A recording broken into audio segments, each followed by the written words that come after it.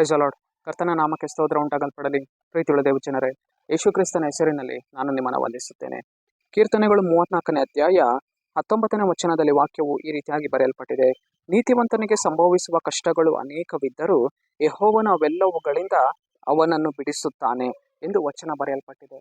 ಅಂದರೆ ಪ್ರೀತಿಯುಳ್ಳ ದೇವಜನರೇ, ಇವತ್ತು ನಮಗೆ ಸಂಭವಿಸುವಂತಹ ಅನೇಕ ಕಷ್ಟಗಳು ಇವುಗಳಿಂದ ಕರ್ತನ ಆತ್ಮನು ನಮ್ಮನ್ನು ಏನು ಮಾಡುವವನಾಗಿದ್ದಾನೆ, ತಪ್ಪಿಸುವವನಾಗಿದ್ದಾನೆ.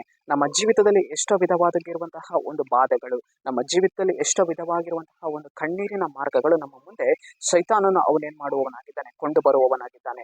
ಹೇಗಾದರೂ ಇವ್ರನ್ನ ನಾನು ಬೆಳೆಸಬೇಕು, ಹೇಗಾದರೂ ಇವ್ರನ್ನ ನಾನು ಕಣ್ಣೀರಿನಲ್ಲಿ ಕೊಂಡು ಹೋಗಬೇಕು, ಹೇಗಾದರೂ ಇವ್ರನ್ನ ಕಷ್ಟದ ಒಂದು ಹಾದಿಯಲ್ಲಿ ನಾನು ಕೊಂಡು ಹೋಗಬೇಕು ಎಂದು ಸೈತಾನನು ನಮಗೆ ವಿರೋಧವಾಗಿ ಕಷ್ಟದ ಮಾರ್ಗಗಳನ್ನು, ಕಣ್ಣೀರಿನ ಮಾರ್ಗಗಳನ್ನು, ಬಲೆಗಳನ್ನು ಅವನೇನು ಮಾಡುವವನಾಗಿದ್ದಾನೆ, ನಮ್ಮ ಜೀವಿತದಲ್ಲಿ ಎಣೆದುಕೊಂಡು ಬರುವವನಾಗಿದ್ದಾನೆ. ಆದುದರಿಂದ ಕರ್ತನ ಸಮ್ಮುಖದಲ್ಲಿ ನಾವು ಇಟ್ಟು ಪ್ರಾರ್ಥಿಸಬೇಕು. ಸ್ವಾಮಿ, ನಿನ್ನ ವಚನ ಹೇಳ್ತದೆ, ನೀತಿವಂತನಿಗೆ ಸಂಭವಿಸುವಂತಹ ಕಷ್ಟಗಳು ಎಷ್ಟಾಗಿರಬಹುದು, ಆದರೂ ನಾನು ಅವನು ತಪ್ಪಿಸ್ತೇನೆ, ಅವುಗಳಿಂದ ನಾನು ಅವನನ್ನು ಬಿಡಿಸ್ತೇನೆ ಅಂತ ನೀನು ಹೇಳ್ತೀಯಲ್ಲ ಸ್ವಾಮಿ.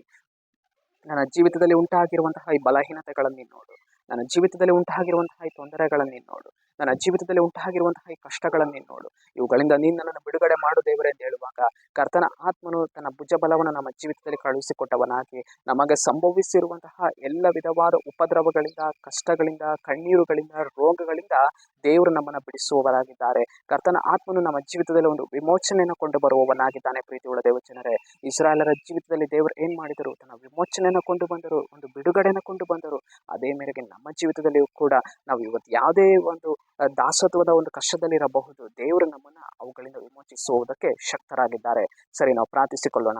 ಅಪ್ಪ ಕರ್ತನೆ, ನಿನಗೆ ಸ್ತೋತ್ರ ಸ್ವಾಮಿ. ಈ ಮುಂಜಾನೆ ವೇಳೆಯಲ್ಲಿ ದೇವರೇ, ಈ ವಾಕ್ಯ ಭಾಗ ಸಂದೇಶವನ್ನು ನೋಡ್ತಾ ಇರುವಂತಹ ಜನಗಳನ್ನು ಸಂಧಿಸು ಕರ್ತನೆ. ನಿನ್ನ ಜನರ ಜೀವಿತದಲ್ಲಿ ಸ್ವಾಮಿ ನಿನ್ನ ಕ್ರಿಯೆಯನ್ನು ಮಾಡಿ ಸಂಭವಿಸುವಂತಹ ಎಲ್ಲ ಕಷ್ಟಗಳಿಂದ, ಉಪದ್ರವಗಳಿಂದ, ಕಣ್ಣೀರುಗಳಿಂದ ನಿನ್ನ ಜನರನ್ನು ತಪ್ಪಿಸುವುದಕ್ಕಾಗಿ ಸ್ತೋತ್ರ. ನಜರೇತಿನ ಯೇಸುವಿನ ನಾಮದಲ್ಲಿ ತಂದೆಯೇ, ಆಮೆನ್.